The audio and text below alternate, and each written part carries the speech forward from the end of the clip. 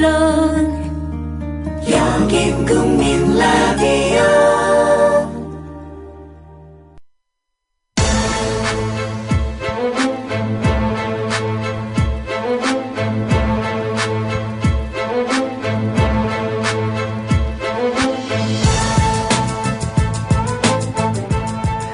네, 시민 여러분, 청취자 여러분, 안녕하십니까?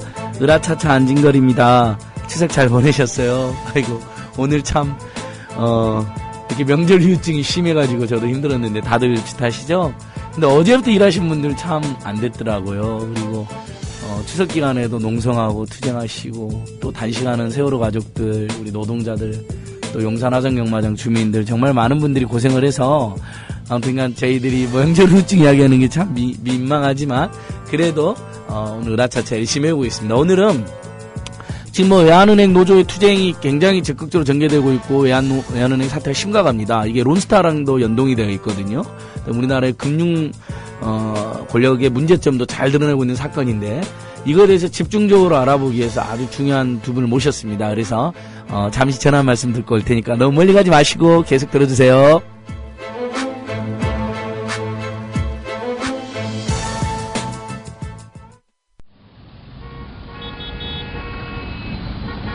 부장님, 대리운전은 뭐 부를까요? 아, 대리운전 블랙박스 주는 1800-6606 대리운전이 있지 않은가? 아, 20회 이용시 블랙박스를 주는 1800-6606 블랙박스 대리운전이요? 그럼 검색창에 블랙박스 대리운전을 검색해보게. 홈피에는 다양한 상품들도 있다네. 저기 부장님, 블랙박스 대리운전에서는 국민TV에 후원도 한다면서요. 자네도 블랙박스도 주고 후원도 하는 1800-6606 이용하게. 역시 대리운전은 1800-6606. 안녕하세요. 참여연대 자원활동가 맹행일입니다. 저는 정년퇴직 후 남은 인생을 보람있게 보내는 방법이 무엇일까 고민하다가 참여연대를 찾았고 올해로 14년째 자원활동을 하고 있습니다. 매달 한 번 참여연대 회원들과 시니어 공부 모임도 하고 있습니다. 무엇보다 나이 들어 함께 공부할 수 있는 동료들을 만나는 기쁨은 이루 말할 수 없습니다. 그런데 저와 같이 행복한 노년을 보낸 이도 있는가 하면은 우리 주위에는 하루하루 생활이 힘든 노인들이 많습니다. 참여연대는 창립 초기부터 노인 복지를 위해 애써왔습니다. 소송을 통하여 노령수당 대상을 70세로 제한했던 것을 65세로 확대하도록 했고 노인 장기요양보험의 확대와 개선을 위하여 노력해왔습니다. 노년의 삶이 두렵지 않는 나라 참여연대가 만들어가고 있습니다. 참여연대의 활동에 힘을 보태주십시오.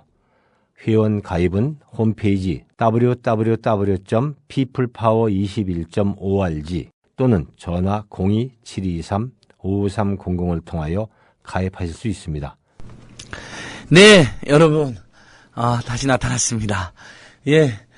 부족한 방송이지만은 그래도 출석 체크도 해주시고 또 댓글도 달아주시고 정말 항상 무한한 감사함을 느끼고 있습니다. 이렇게 응원도 많이 해주시고 오늘은 저번에도 우리 금융정의연대 김득희 대표님을 모셔서 생명보험사들의 문제점 또 금융권력들의 문제점 이런 거 심층 달았는데 그때는 일부 이야기 나왔었습니다. 론스타 사태 그리고 외환은행 문제 이게 나왔었는데 최근에 외환은행 노조가 적극적 투쟁을 하고 있는데 왜 그런 건지 외환은행 사측의 탄압이 심해서 이게 지금 신문에 계속 나오고 뉴스에 나오는데 왜 그러는 건지 론스타 사태와는 어떤 관련이 있는지 자세히 한번 알아보겠습니다. 그래서 외환은행 노동조합의 김보원 본부장님 오셨습니다.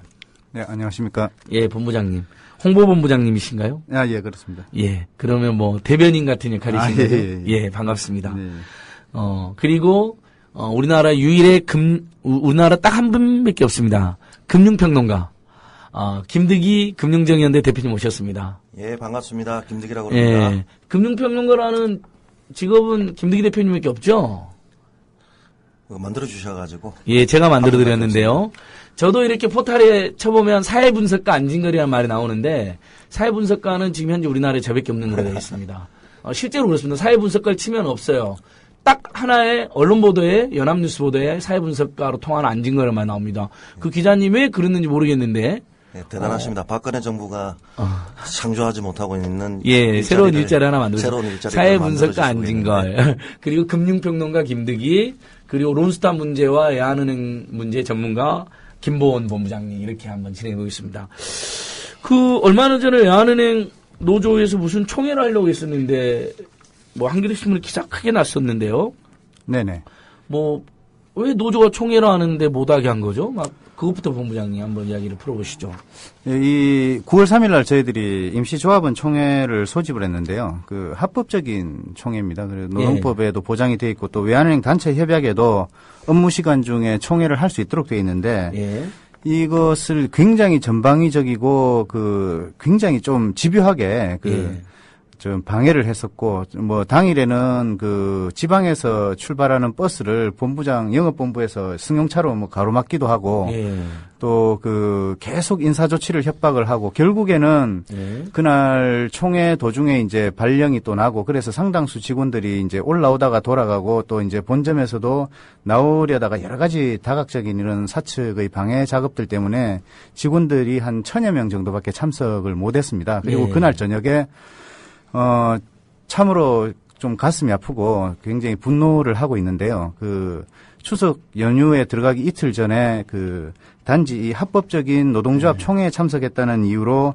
그 조합원 29명하고 지점장 6명이 그 보직을 박탈당하고 또 임금 삭감이 수반된 징계성 발령을 받았습니다. 그리고 현재 한 900명 정도를 대상으로 이 징계위에 회부하겠다 이렇게 하면서 사측에서 지금 절차를 진행하고 있는 상황입니다. 그러니까 노조의 합법적 총회를 했다는 이유만으로 뭐 임산부 조합원의 심지어는 퇴근을 안 시켰다. 네네. 못 나가겠다. 네네. 이것도 지금 확인이 됐잖아요. 네네. 이렇게 왜 사측이 무리수를 두느냐. 그 배경에는 하나은행하고의 조기 강제 통합이 있다면서요. 그러니까 네네. 하나은행하고 외환은행이 통합하기로 론스타 사태 때 한 것 반대했지만 우리들은 네네. 그런 어렴풋한 기억을 가지고 계실 거예요. 청취자들께서. 네네. 근데 그게 5년간은 독립경영하기로 했는데 지금 2년밖에 안 됐죠. 네네. 왜 이렇게 서두르는 거죠? 뭐 무슨 내막이 있는 건가요?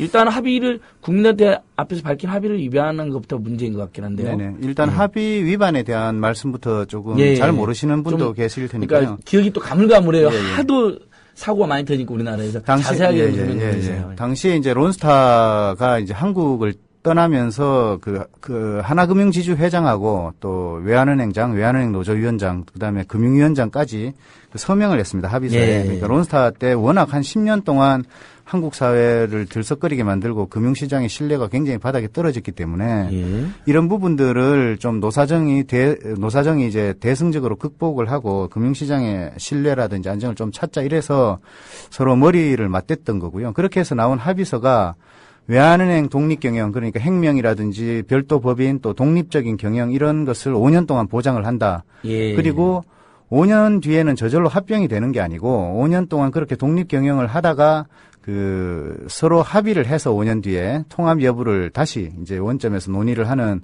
그런 합의를 했었습니다. 근데 이제 이번에 말씀하신 대로 그 지난 7월 3일에 그 한 2년 정도 지난 시점에서 이제 하나금융지주 회장이 그 어떤 통보도 없이 이 합의서를 일방적으로 뭐 파기를 선언을 했는데요. 그 당장 이제 합병을 추진을 하겠다. 그러고 나서 이제 뭐 그런 사태가 일어나고 나서 외환은행에는 거의 뭐 전쟁 상태가 한 2달째 지속이 되고 있다고 보시면 됩니다. 간략하게 이제 과정을 말씀드리면 이제 뭐 그 일방적인 통합 선언이 있고 난 다음에 한 2달 동안 그 지점장들을 거의 뭐 그 이리저리 내몰고 굉장히 그 지점장들 대다수가 처음에는 다 합병을 반대를 하는 입장이었어요. 합의서에도 돼 있고 또 외환은행이 뭐 독립경영할 수 있는 능력이 충분히 있고 또 217 합의 정신이란 게 서로 좀 5년 동안 파이를 잘 키워서 5년 뒤에 이제 윈윈할 수 있는 해법을 좀 원만하게 찾아보자 이런 뜻으로 합의를 했던 거기 때문에 일방적으로 뒤통수를 때리는 거라든지 또 이렇게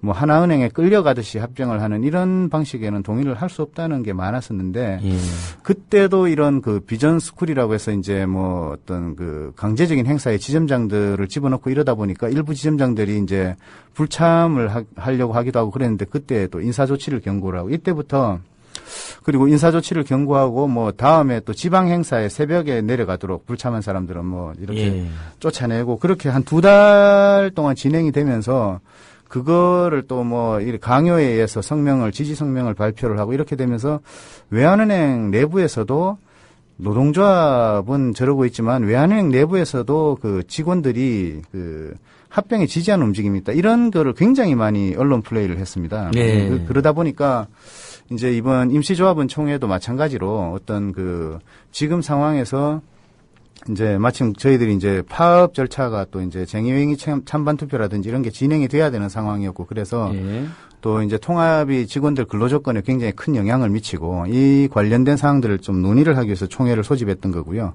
이것을 이제 사측이 불법으로 몰아붙이면서 이제 했던 건데 사실 뭐 이런 게 이제 좀 합의를 첫째 위반해서 지금까지 온 간략한 과정을 말씀을 드린 거고 또 지금 뭐 ISD 소송이라든지 이런 게 여러 가지가 걸려 있겠습니다만 저희들은 판단할 때 왜 이런 일이 생겼을까라는 거를 한 2가지 정도를 일단 간단하게 말씀을 드리고자 합니다. 첫째는 그 하나지주 그 김정태 회장이 내년 3월에 연임을 해야 되는 그런 목적 때문에 뭔가 조금 가시적인 성과를 내고 그걸 통해서 조금 그 지주사 내에서 입지를 강화하려는 그런 게 아니냐라는 게 금융계에 굉장히 많았습니다. 그러니까 7월 3일 발표를 하기 전에 벌써 그런 어떤 하나지주 내부에서 어떤 그런 뭐 다툼이라든지 이런 것 때문에 그 뭔가가 큰 게 터질 거고 불똥이 외환은행이 튈 거다 이런 얘기가 많았었거든요. 그래서 첫 번째 그게 있는 것이고 그 다음에는 그런 게 있습니다. 그 일전에 이제 전성인 교수께서도 지적을 하셨지만 IMF 때는 그 기업 부실이 굉장히 금융 구조조정의 신호탄이 됐었거든요. 그래서 이제 뭐 은행을 잘하건 못하건 간에 이제 기업 부실이 많은 은행은 굉장히 타격을 입고 뭐 그렇지 않은 은행들은 이제 좀 갑의 위치에서 합병을 이제 주도하는 입장이 됐었는데 지금은 좀 다르지 않느냐. 지금 금융 상황이 안 좋은데 가계 부채가 굉장히 문제다. 근데 이제 그 가계 대출 위주로 주로 우리나라 상업은행들이 많이 돼 있지만 외환은행은 이제 기업 금융이 굉장히 강하고 또 외국환이나 수출입 금융 이쪽에 장점이 있습니다.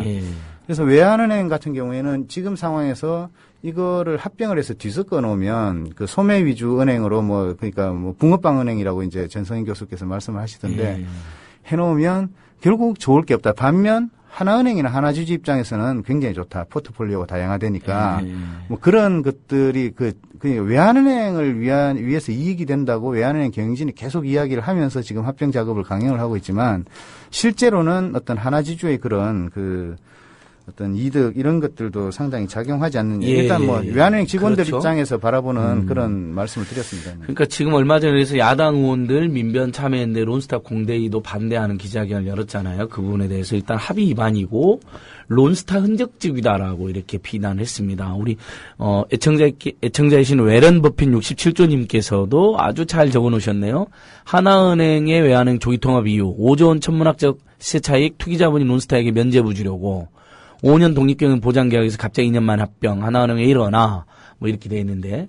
자, 김대기 대표님, 이 부분을 다시 한번 정리를 해 주시죠.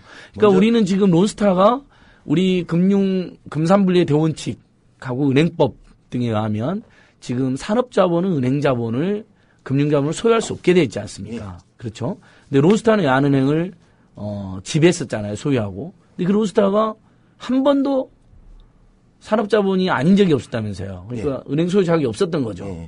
그 부분을 다시 한번 설명을 한번 해 주십시오. 먼저 부연 설명을 좀 해야 합의서에 대해서 한 가지만 더. 2012년 2월 17일 금융위원장, 하나금융지주회장, 외환은행장, 외환노조위원장이 서명한 공표한 그 합의서. 노사정 합의서를 보면 말씀을 잘 해주셨는데 독립법인 유지, 독립경영 보장, 3조 구조조정 금지 등등 해서 총 6조로 이루어져 있는데요. 제가 기억하기로는 노사 간에 있어서 이 합의서에 금융위원장이 사인을 한 건 처음이라고 봅니다. 굉장히 이례적인 경우였죠. 굉장히 이례적이었던 것들인데 왜 했느냐. 외환은행 노조가 어디 성명선가요 인터뷰했을 때도 봤는데 시민사회단체를 배신하고 합의서를까지 작성을 했는데 예. 라는 인터뷰 기사를 읽으면서 좀 가슴이 아팠는데요. 예. 자, 이때 김석동 위원장이 사인을 하면서 외환은행 노동조합을 달래기에 들어갈 수밖에 없었던 것은 론스타를 안전하게 탈출을 시켜야지 더 이상 한국에서 론스타 이야기가 나오는 걸 싫어했던 것들이었습니다. 예. 그다음에 외환은행 노동조합이 론스타에 대해 그러니까 하나은행과의 문제 합병의 자회사 편입 문제를 계속 삼는다면 2012년 4월에 총선이 있었습니다. 예. 총선에 지대한 영향을 미칠 수 있고 만약에 외환은행 노동조합이 파업을 선언한다면 아주 큰 이슈가 될 수밖에 없었습니다. 론스타 이슈가. 예. 그렇기 때문에 김석동 위원장 입장에서는 김석동 위원장은 론스타가 들어올 때도 담당 주무 책임자였습니다. 그리고 나갈 때는 금융위원장으로서 책임자였고, 그러니까 들어올 때 나갈 때 완전히 론스타를 위한 금융 당국자 중에 하나가 김석동 위원장인데요. 예. 그렇기 때문에 빨리 론스타를 끝내고 싶고 외환은행을 달래고 싶기 때문에 이 합의서를 작성하면서 이 합의서에 이페인으로 여기 보시면 예. 이페인으로 참여해서 사인까지 한 게 예, 제가 본 김석동. 것들은 그렇죠. 대한민국 최초로 예. 공무원이 노사관계에서가 노사정 합의를 해준 것들이라고 볼 수밖에 없는데요. 그러니까 이 김석동 위원장이 그 하나은행의 외환은행 예. 조기합 그러니까 당시 합병 론스타 먹튀를 도와준 사람인데 예. 처음 론스타와 외환은행 인수할 때는 직책이 뭐였죠? 예. 그때는 재경부 금융국장이었나요? 감독적 재결국장이었습니다. 그렇죠. 금융감독위원회 예. 감독적 재결국장. 그렇죠. 그러니까 당시에도 직책이 좀 어렵네요. 예, 감독정책일국장이라고. 아, 감독정책국장. 예, 예. 그렇죠. 그러니까, 다시 한번 정리. 론스타가 외환은행을 불법적으로 인수할 때 감독정책국장이었고, 그 다음에, 먹튀하고 나갈 때 금융위원장이었으니까, 예. 김석동이 굉장히 중요한 인물이 제가 예. 고발돼놨죠. 그래서. 예, 예. 자, 다시 설명해 주세요. 예. 그래서 이런 합의서가 그렇게 해서 나올 수밖에 없었던 배경이었다는 예, 예, 것들이죠. 자, 이 합의서가 배경이 나왔는데 그러면 맨 처음에 하나금융 같은 경우는 3년간 독립경영 보장을 했어요. 네. 3년간 독립경영 보장을 했는데 이 합의서를 지금 2년 6개월 만에 깨겠다고 하는 거는 저희들이 의심하고 있는 합리적 의심은 두 가지입니다. 예. 첫째, 김성유 회장은 이 합의서를 지킬 의사가 없었다, 원래. 예. 그렇기 때문에 5년이 되든 10년이 되든 2년 뒤에 인수하고 나서 먹고 나서 나중에 그냥 무장해제 시키고 하면 된다라는 게 아니면 3년 과정에서 5년 과정을 바꾸는 과정에서 투자자나 주요한 주주들한테 승인을 받지 못한 거 아니냐. 그렇기 때문에 2년 6개월 만에 딱 이 시점이 2년 6개월 시점이거든요. 예. 작년에 외환은행 상장 폐지했고 그다음에 외환카드 분사했고 예. 그다음에 2년 6개월 만에 조기통합을 그러니까 조기합병을 선언을 했던 것들이 그런 투자자들한테 설득을 못했던 동의받지 못한 게 있기 때문에 이 액션 플랜이 아니겠느냐. 예. 이 하나 의심을 하고 있는 것들이고요. 아마 외환은행 직원들 입장에서 제일 나쁜 사람이 김성윤과 김정태도 아닐 겁니다. 지금 현재로서는 외환은행장일 거예요. 보니까 외환은행장이 외환은행 출신 32년 선배인데 지금 세간에 흘러나오는 말은 통합은행장이 이제 외환은행장이 해주겠다로. 지금 현직 위원장이 예. 된다. 그래서 직을 걸고 자리를 고용을 보장해 주겠다라고 이야기를 하고 있거든요. 그 제가 우스갯소리 소리로 세상에 3대 거짓말이 있습니다. 첫째 거짓말이 노인께서 일찍 죽겠다는 말하고 노처녀가 시집 안 간다는 거짓말하고 그런 사용자가 자기 직을 걸고 고용을 보장해 주겠다. 이게 지키지 못하는 3대 거짓말 중에 하나거든요. 왜냐하면 이 합의서만 하더라도 5년간 고용을 보장해 주게 돼 있어요. 그럼 이것만 지키면 되는 건데 굳이 합병을 해야지 또다시 뭔처럼 고용을 보장해 주겠다. 그것도 특히 또 직을 걸고 그런다면 저희들이 의심하는 게 저는 외환은행 사태는 이 조기 합병 과정은 단 한마디로 정리한다면 세월호다. 김정태 회장이 연임을 노리고 금융지주 회장은 연임을 노리고 있고 그다음에 외환은행장은 통합은행장이 되기 위해서 즉 자기만 살겠다고 나가는 게 아니냐라고 이야기를 하고 있고요. 수익성이 악화되었다고 해가지고 조기 합병이 주요한 사유로 잡았는데 이게 웃기게 되는 게 그 다음날 상반기 수익성이 발표되었습니다. 전년도 대비 외환은행은 한 60% 이상이 수익이 더 나와 버린 거예요. 그게 이제 거짓말이 밝혀진 거였고 그게 안 되니까 여러 가지 이야기들을 하고 있다. 이 말씀을 좀 합의서 과정에서는 그러니까 3대 거짓말에서 예. 노처녀가 시집 안 간다는 것은 이제 노총각이 장가 안 간다는 거라고 같은데 저는 그걸 빼고 왜냐하면 시집장가 안 가도 되니까 요즘에는 박근혜가 세월호 참사의 진상을 규명하겠다. 이걸 넣어야 되지 않을까 싶습니다. 뭐 그러셔도 상관없습니다. 그렇잖아요. 뭐 여한 없이 진상 규명하겠다. 언제든 연락 주라. 근데 만나주지 않잖아요. 이제 앞으로 3대 거짓말에는 이걸 그러면 메인으로 다시 올려야 정리하겠습니다. 됩니다. 예. 박근혜의 세월호 진상규명과 안철수의 새정치. 그때 여기 지금 안철수 의원에 대해서는 찬반이 있는데 여기서 거기까지 끌어들 필요는 없고. 아직까지 새정치는 모르니까. 그렇죠. 아니, 그러니까 새정치민주연합의 새정치를 포괄적으로 비난하는 걸로 하죠. 뭐. 꼭 안철수 개인을 떠나가지고요. 네. 자, 그러니까 김대 대표님 여기서 우리 청취자 국민이 제일 열받고 궁금한 것은 다시 한번. 그러니까 결국 그럼 론스타가 불법으로 외환은을 인수하고 그 다음에 엄청난 천문학적 이익을 가지고 먹튀를 했고. 그래서 그 과정에서 하나은행이 외환은행에 이제 주식을 인수했는데 결국 그럼 론스타 좋은 꼴을 위해서 예. 우리나라 그 론스타 그런 엄청난 좋은 꼴을 보고 폭리를 취하고 나쁜 일 했을 때 우리나라 금융당국 뭐 했으며 하나은행 왜 거기에 협조해주냐 이런 거잖아요. 그 부분을 조금 압축적으로 설명해 그러니까 주세요. 이제 변양호 이제 보고펀드를 만드셨던 그 론스타의 헐값 매각이 주역이었는데 예. 물론 이제 무죄는 받으셨습니다. 예. 그런데 어쨌든 헐값 매각을 했던 의문의 팩스 한 장에 있어서 BIS 조작까지 한 것들은 그거는 예. 공공연한 사실이 되어 있는 것들이에요. 그걸 다시 한번 설명해 주세요. 예. 자, 변양호는 좀 아니까 사람들이 당시에 재경부 금융정책국장이었죠. 예. 자, 그러니까 외환은행이 상태가 나쁘지 않은데 아주 상태가 안 좋다라고 누가 어디로 팩스를 보낸 거죠? 그거는 그 금융당국으로 보낸 거였는데 그렇죠, 그렇죠. 예. 외환은행에서 보낸 거였는데 그 외환은행에서 누가 보냈는지도 모르고 그런 거죠. 그러니까 은혼의 팩스. 외환은행 상태가 매우 안 좋으니 빨리 헐값으로 넘겨야 된다. 쉽게 말해서 론스타 우인데 팔아라. 우 정도인데 예. 가를 만들어 버린 거죠. 그렇죠. 예. 그때 이제 예, 그게 뭐 본부장님. 내용상에 그 부분이 중요하니까 예, 예. 추억 아주 오래되니까 한 번만 더 이야기해 주세요. 예. 그 의문의 팩스라고 하는데요. 6장인가 5장인데 예. 거기 보면 이제 하이닉스 주식 같은 경우에 그때 한 10,000원에 근접해서 계속 올라가고 있는데 예. 1,000원으로 평가를 한다든지 그다음에 이제 뭐 회수가 가능한 그 예를 들면 정부가 보증한 여신 이런 거를 97%를 다 회수 불능으로 잡는다든지 이렇게 해서 그때 그 잘못 계산한 게 거의 1조 원에 일치를 합니다. 네. 그게 이제 처음에 이제 그 구주를 매입하는 쪽으로 이야기를 바깥에는 포장을 하다가 신주 매입까지 하면서 된다는 어떤 외자 유치의 네. 그 론스타 자금이 들어온 규모가 그 정도가 되거든요. 예. 그래서 이제 외환은행이 이 정도의 부실이 있기 때문에 론스타 자금이 들어와야 BIS 비율이 정상화된다는 걸 예. 이제 나중에라도 시비가 붙을까봐 이제 미리 짜맞추기 위해서 했던 건데 문제는 그러니까 당시에 이제 외환은행은 그 BIS 비율이 9%가 넘었고 예. 그해 12월 달에도 9%가 넘었는데 예. 그 팩스에는 6.16%라고 전망치가 나와 있어요. 예. 그런데 그거를 말씀하신 대로 누가 보낸 건지도 불분명하고 예. 그 보낸 사람이 있는데 또 돌아가셨습니다. 그래서 진상규명이 좀 약간 미궁에 빠졌는데 그렇죠. 예. 예. 그게 몇 년도 일이죠, 정확히? 2003년. 예. 2003년도. 예, 팩스는 이제 7월 달에 갖고 이제 승인이 이제 최종 승인이 9월 그다음에 인수가 10월 말에 됐는데요.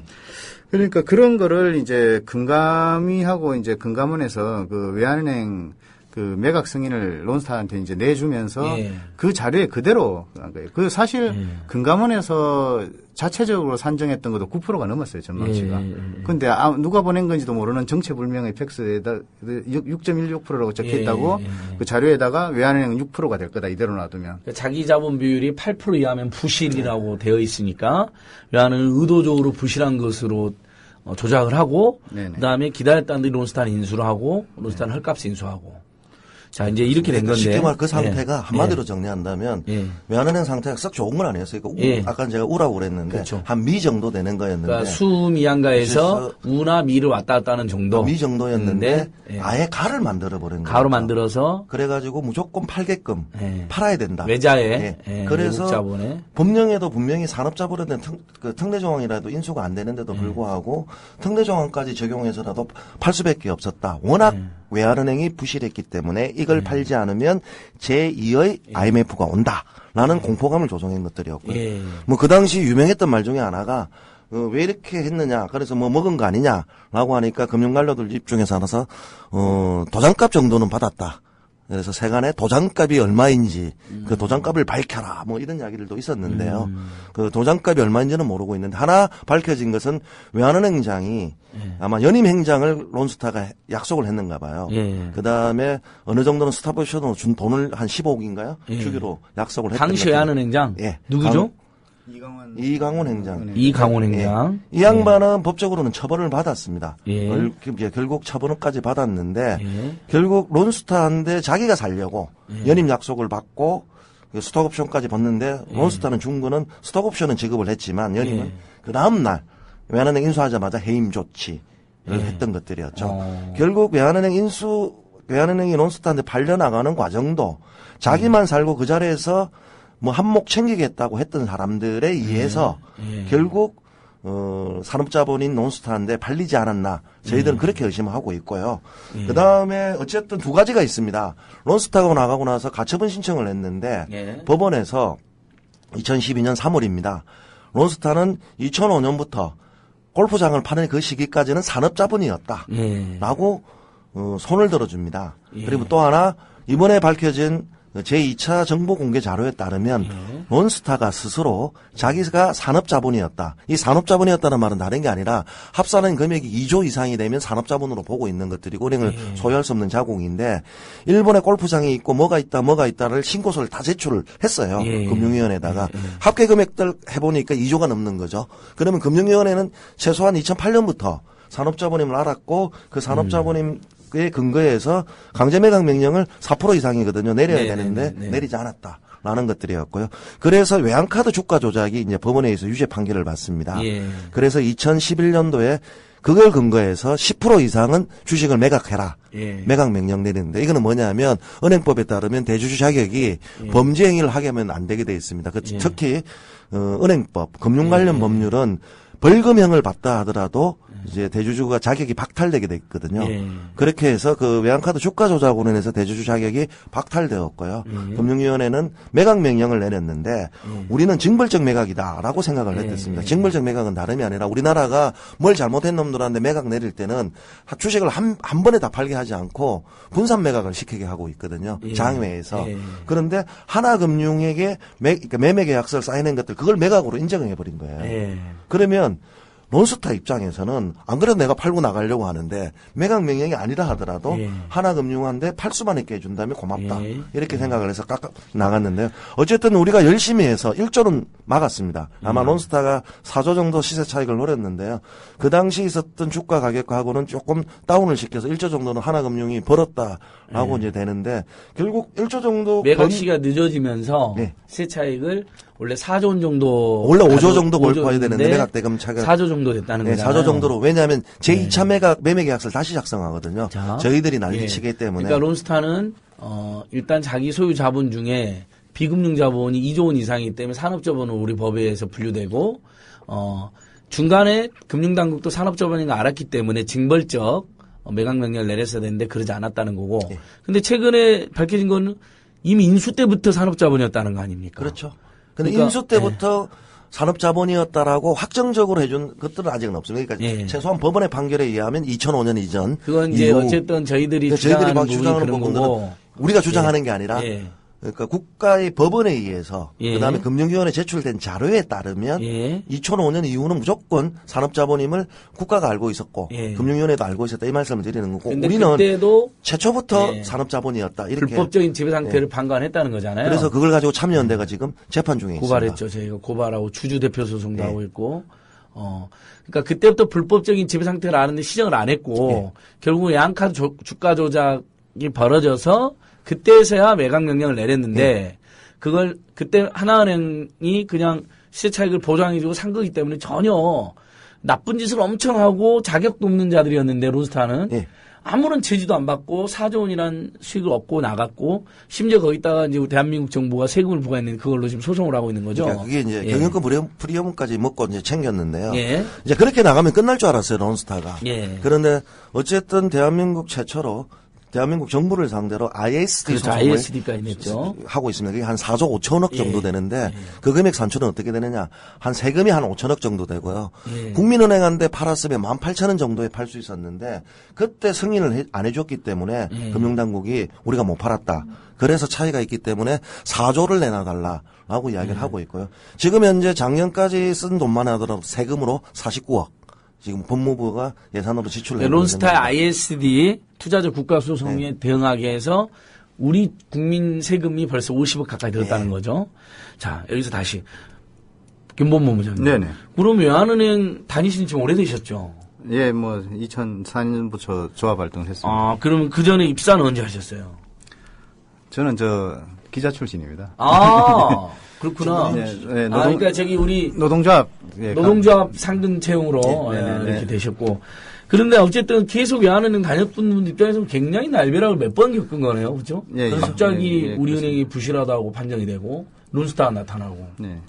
그리고 뭐 론스타가 이제 먹튀 경영하는 게 뻔하고, 그 과정에서 외환은행 직원들, 이제 흔히 말하는 우리가 보는 은행원들 고통이 굉장히 심할 것 같아요. 그 과정을 조금만 보면 어땠을까요? 사실은 그 전체적인 예. 그 최근 상황까지.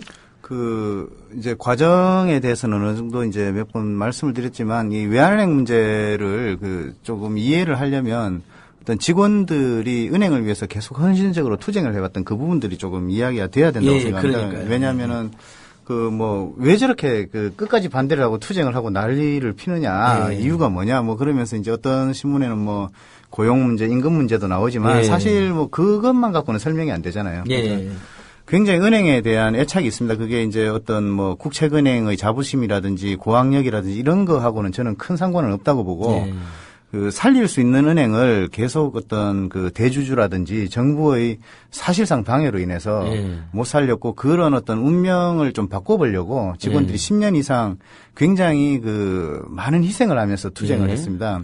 그러니까 예를 들어서 론스타가 들어오기 전만 하더라도 들어오기 전에도 마찬가지입니다. 그때 이제 외환은행의 어떤 위기가 98년에 MOU를 맺으면서부터 시작이 됐는데 그것을 이제 탈피를 할 때 공적 자금을 외환은행이 한 푼도 받지 않았습니다. 공적 자금을 안 받고 이제 임금 동결이라든지 상여금 반납이라든지 또 4,000명이나 되는 선배들이 은행을 떠났고 쭉 그렇게 하면서 이제 좀 은행을 꼭 살려달라는 부탁을 후배들한테 많이 했고 사실 그 과정에서 또 은행이 굉장히 정상화가 됐습니다. 사실 9%가 넘으면 정상적인 은행이거든요. 요새는 어떤 새로운 기준이라든지 이렇게 해서 다 13%, 14%가 되지만 당시에는 한 9%, 10% 정도 됐었고 이게 어떤 부실에 대비한 준비금이기 때문에 하여튼 그런데 론스타의 그런 과정을 통해서 아까 말씀하셨듯이 이제 납득할 수 없는 어떤 불법적인 과정을 통해서 론스타에 넘어갔고 론스타에 넘어간 뒤에도 한 10여 년 정도를 계속 투쟁을 하면서 이제 두 가지 말씀을 드릴 수가 있을 것 같아요. 그러니까 어쨌든 투쟁과 영업을 계속 병행을 했습니다. 왜냐하면은 일단 외환은행을 지키기 위한 투쟁이기 때문에 고객들로부터 지지를 받지 못하면은 안 된다. 그래서 고객들도 사실 지금까지 많이 도와주셨고 100만인 서명을 2번이나 한 조직인데 사실 내셔널 센터도 거의 불가능하다고 그러거든요. 그런데 저희들 같은 경우 2번이나 했는데 고객들이 굉장히 많이 도와주셨습니다. 그리고 그런 도움이 없었다면 그것은 바로 어떤 외환은행이라는 은행이라든지 또 직원들의 어떤 헌신성이라든지 열정을 좀 믿어주신 게 아닐까 그런 생각이 드는데 이제 말씀하신 대로 어떤 IMF 이후에 그런 어떤 공적 자금 없이 은행을 자체적으로 회생시킨 과정이라든지 또 론스타 이후에도 외국계에 넘어간 은행들 중에서는 기업 금융이 거의 망한 은행들이 많습니다. 근데 이제 외환은행 같은 경우에는 자산 매각이라든지 또 기업 금융 부문을 좀 위축시키려는 시도에 대해서 노동조합이나 직원들이 굉장히 좀 막아왔었고 10년 동안. 그래서 좀 많은 피로감이라든지 론스타 시절 투자가 안 되면서 은행이 이제 규모가 못 커져서 생긴 문제들을 제외하면 상태가 아주 좋은 상태로 2011년, 12년을 맞았고 넘어왔다고 봅니다. 그래서 요즘 실적이 안 좋은 거에 대해서도 김정태 회장이나 하나금융지주가 먼저 책임을 져야 된다는 주장을 계속 저희들이 하는 것도 그렇고요. 그리고 어쨌든 투쟁 과정에서 이제 2011년 투쟁이 이제 대표적인 거라고 할 수 있는데 그때 이제 여의도에서 금융위에서 MBC까지 이렇게 이제 3부 1배를 하면서 전 직원이 왕복도 하고 또 눈이 오는 데서 새벽 7시에 매일 아침 7시에 전 영업점 직원들이 나와서 1인 시위라든지 선전전도 하고 그런 투쟁을 하여튼 한 1년 이상 했습니다. 그런 부분들이 지금 이제 징계 사태에 대해서도 저희들이 굉장히 분노를 하는 게 그런 과정에서 일반 직원들이 또 투쟁 기금도 사실 5번이나 냈었고 릴레이 투쟁은 또 한 번 할 때마다 그거를 자기 부담으로 그걸 하고 나오는 거잖아요. 그렇게 그것도 5번이나 했었고 근데 그렇게 은행을 지켰기 때문에 지금의 어떤 예. 선배들이라든지 임원들도 그 자리가 있는 것인데 이렇게 이제 뭐 개인적인 욕심이 있어서 직원들이 그러는 게 아니잖아요. 그러니까 그렇죠. 이제 조합원 총회에 참석하고 조합 활동에 열성적으로 외환은행 직원들이 참여해왔던 게 어쨌든 그 과정에서 은행을 지킬 수 있고 또 고객과의 약속을 지킬 수 있다는 믿음 때문에 또 그렇게 해왔던 거고 이번에도 마찬가지라고 생각합니다. 그런데 여기에다 대고 마치 어떤 직원들 적으로 대하듯이 이렇게 이제 대규모 징계를 강행하고 명분도 없는 그걸 또 끝까지 지금도 사실 말씀을 뭐 충분히 못 드렸는데 아직까지 그 총회를 방해하기 위한 것들이 굉장히 뭐 말할 수 없을 정도로 여러 가지를 많이 했습니다. 예, 집요하게. 예. 지금도 이제 어쨌든 그렇게 징계를 협박하고 있는 이런 거에 대해서 최소한의 물론 이제 하나금융지주의 어떤 기업 문화라든지 또 하나금융지주 경영진의 압박 이런 게 굉장히 큰 작용을 했을 거라고 보지만 어쨌든 책임을 져야 되는 자리지 않습니까? 임원이라든지 경영진이라는 자리는. 근데 이렇게 이제 직원들을 적대적으로 이렇게 대하고 이런 것 자체가 과연 누구를 위한 거고 직원들이 과연 마음속에서 지금 오늘 당장은 어떤 협박이 두렵고 인사조치가 두려워서 만약에 어떤 직원들이 여기에 뭐 항복을 하고 뭐 만약에 투항을 한다 그래도 8,000명 직원 중에 누구 한 사람이라도 마음속으로 어떤 경영진의 이런 조치에 대해서 납득을 할 수 있는 사람이 있겠느냐. 이렇게 해서 화학적 결합이라는 게 뭐 가능하겠느냐. 그런 전혀 그렇지 않다고 봅니다. 지금 뭐 아무 일 없이 대등합병을 했던 은행들도 채널이니 어쩌니 하면서 이게 잘 안 되는 판인데 저희들 같은 경우에는 합의서만 지키면 다 협력을 하겠다고 약속을 했고 노조에서는 다 실천을 했습니다. 그렇게 해왔는데 이렇게 이제 노동조합을 뒤통수를 치고 직원들 알겠습니다. 대량 징계를 하면은 이게 좀 안 된다. 본부장님 지금 그런 말씀입니다. 현재 그러면 외환은행의 네네. 지분은 하나은행이 몇 프로를 인수한 건가요? 100%다 원래 인수. 51% 인수를 그렇죠. 했다가 예. 그다음에 주식 교환으로 인해 가지고 예. 100% 소유를 하게 됐습니다. 그렇죠. 작년에 상장 폐지시켰고요. 예. 지금 하나은행 그러니까 상장까지 폐지해버리고 외환카드는 분사시켰다면 결국 하나은행 그러니까 쉽게 말해서 하나은행이 외환은행의 자산을 이쪽에 그렇죠. 갖다 놔도 그거는 하나금융이 재산이 되기 때문에 예, 그렇습니다. 지 마음대로 하겠다는 것들인데요. 그냥 분사를 해버렸다는 거잖아요. 네. 외환은행에서. 네. 그러면 그래서- 지금 이제 하나금융지주는 흔히 말하는 하나은행, 하나SK, 그다음에 외환카드, 외환은행 뭐 이렇게 예. 있는데 계열사 중에서- 외환은행, 하나은행 합치면 이제 이름을 뭐 외환은행 없어질 거 아니에요. 분명히. 그렇죠. 안 없앨 리가 없죠. 보통은 법인 이렇게- 성격이 바뀌는 예. 거죠. 그러니까 그리고 보면 꼭 인수당하는 은행 이름이 없어지더라고요. 그렇죠? 그러니까 그래서- 좋은 은행 없어진 것처럼. 여기서 이제 저는 이런 게 있는 것 같아요. 국민들이 그러면 외환은행 노동조합의 투쟁을 오랫동안 봤는데 지지하는 여론이 꽤 있는 게 그냥 고용승계만 요구하는 것도 물론 일리도 있지만 뭔가 로스타로부터 뭔가 굉장히 부당하게 당했다. 그리고 저분들이 외환은행이라고 하는 나름대로의 특수국책은행 시절부터 쭉 봐온 게 있잖아요. 저런 은행 하나 필요한 것 같은데 뭔가 이상한 부정과 비리가 막 겹쳐져 갖고 외환은행이 없어진다더라. 뭔가 좀 야매가 있다, 야료가 있다 이렇게 생각하시는 분들이 많아가지고 네. 지금까지도 국민적 지지가 상당한 것 같거든요. 다른 금융권 투쟁과 좀 달리. 그래서 좀 열심히 하셨고요. 좀 예. 총회 관해서 잠시만 한 말씀만 좀 예. 드리고 좀 넘어가려고 하는데, 자, 합의서는 지켜야 되는 것들이거든요. 법률적 강제 조항이 있든 없든, 예. 특히 이제 은행은 금융업을 하고 있습니다. 고객과의 약속은 뭐냐? 약관이거든요. 그러면 이 막말로 약관을 안 지키겠다고 나서는 거하고 마찬가지이기 때문에 내부 고객입니다. 직원들도.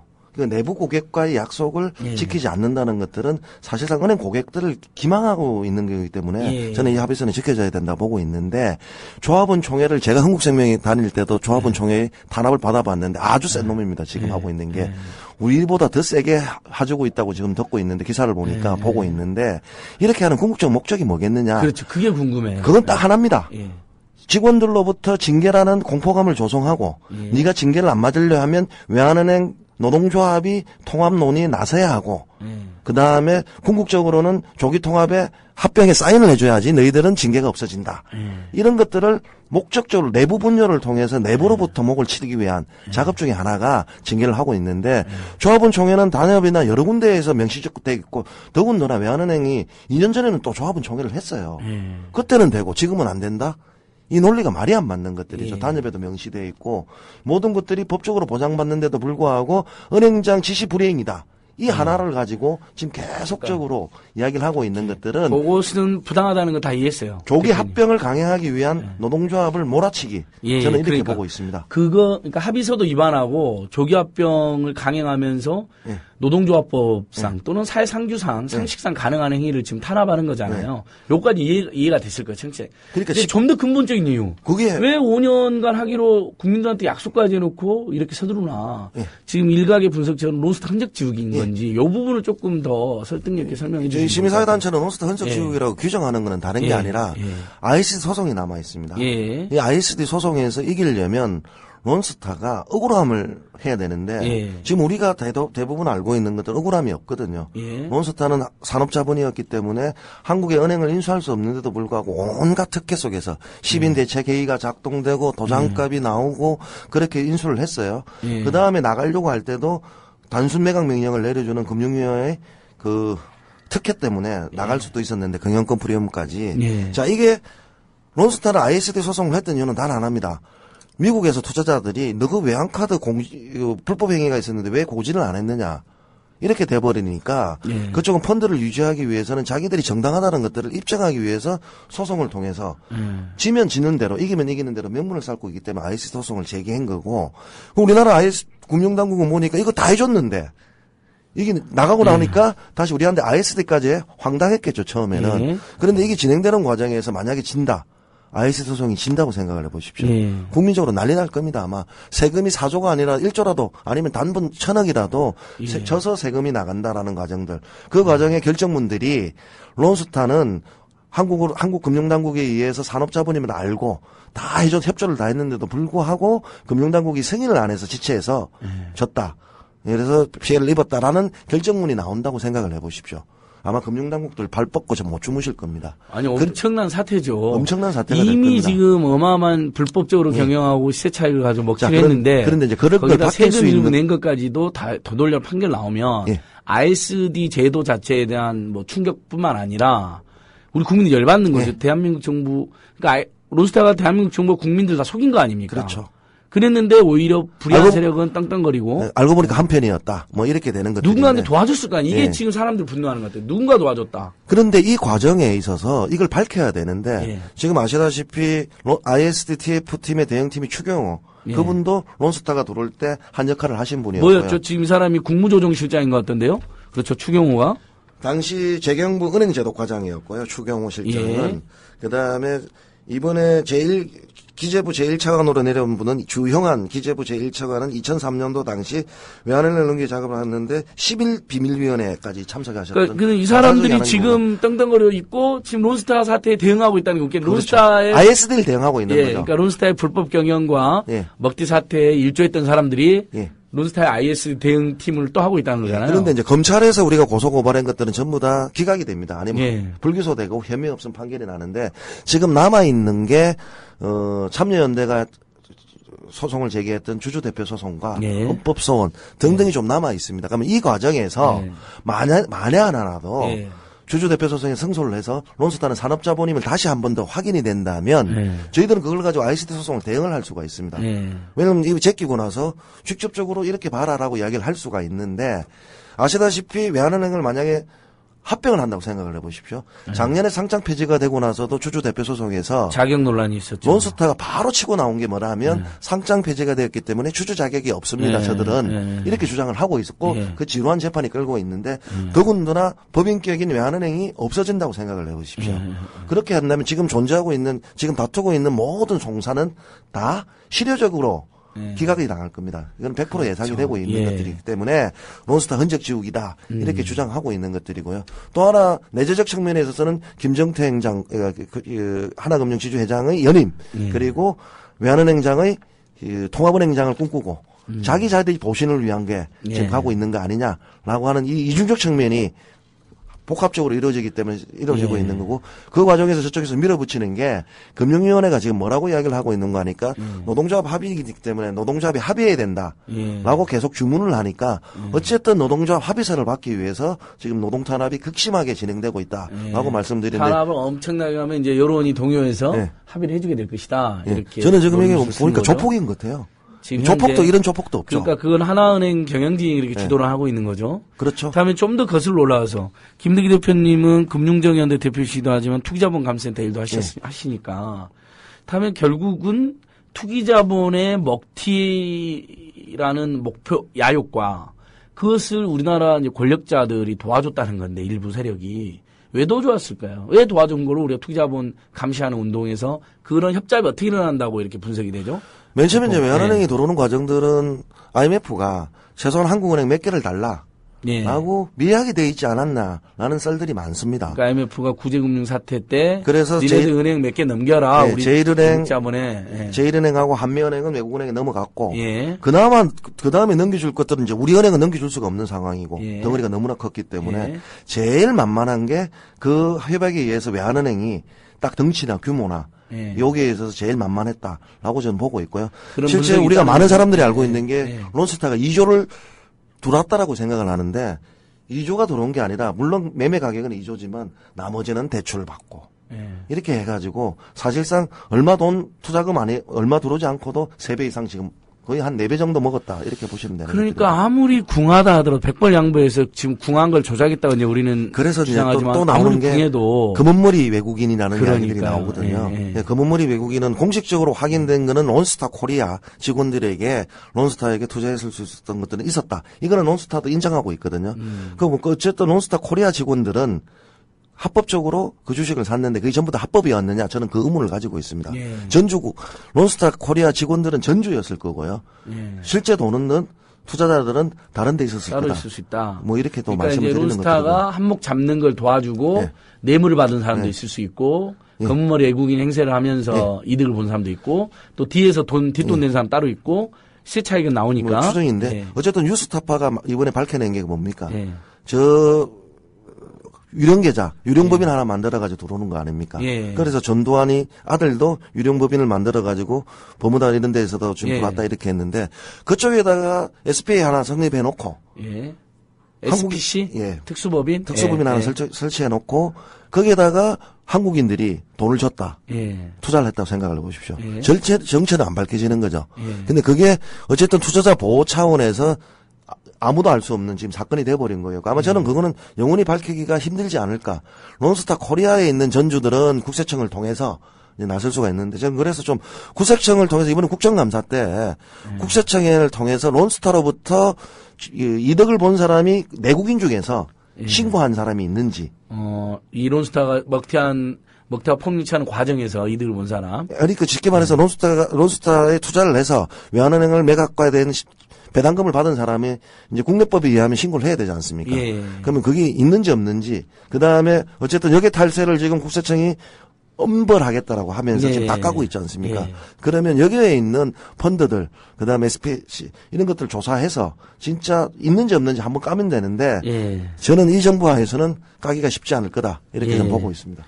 근데 진짜 저는 분노하는 게 저도 국민 한 사람으로 론스타 하면 당시에도 유명한 투기자본 아니었나요? 뭐 스타타워도 매각해가지고 뭐 떼돈을 벌고 뭐 그게 그때쯤이죠. 이미 알려져 있었었죠. 아니 이게 몰랐죠. 제가 그래서 그러니까 저도 이게 하도 오래돼가지고 시점이 헷갈리는 거예요. 2003년도에 예. 외환은행을 인수하는데요. 예. 아까 역으로 잠시만 한 번 더 짚어드리면 그렇죠. 당시 이강은 외환은행장이 예. 직원들한테 이야기를 할 때 론스타라는 사모펀드는 훌륭한 펀드다. 선진금융기법으로서 예. 뭐 이렇게 이야기를 한 거예요. 예. 그러니까 당시 노조는 몰라서 반대를 못한 거였고 예.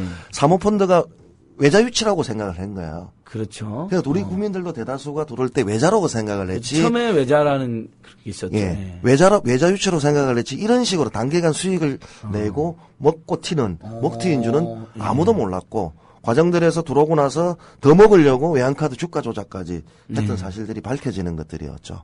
그때는 근데 론스타 스타타워 막 매각하고 이때는 언제죠? 그때는 2000년도였는데 매각은 이후에 하는 것들입니다. 그러니까 들어오는 과정들은 먼저 이제 그러니까 부동산을 인수하고 들어올 때는 한국 시장이 너무 좋은 거예요. 외자인지 알고 조금 부연 설명을 예, 드리면 본부장님. 저도 헷갈려요, 지금 시점. 예.